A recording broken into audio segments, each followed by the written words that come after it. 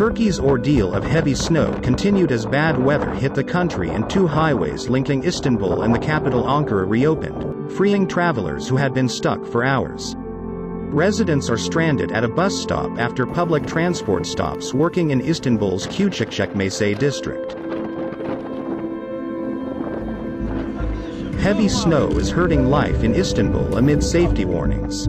Turkey's western and northern regions continued to struggle with heavy snowfall over the weekend during a period of severe weather that has hit other parts of the country since last week.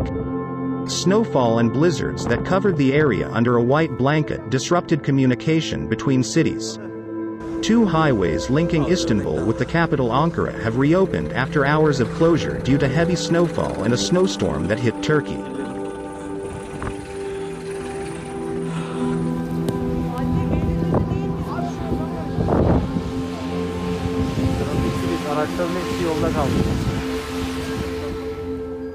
Snow clearing efforts have allowed traffic to continue on the D100. The Trans-European Highway reopened hours later.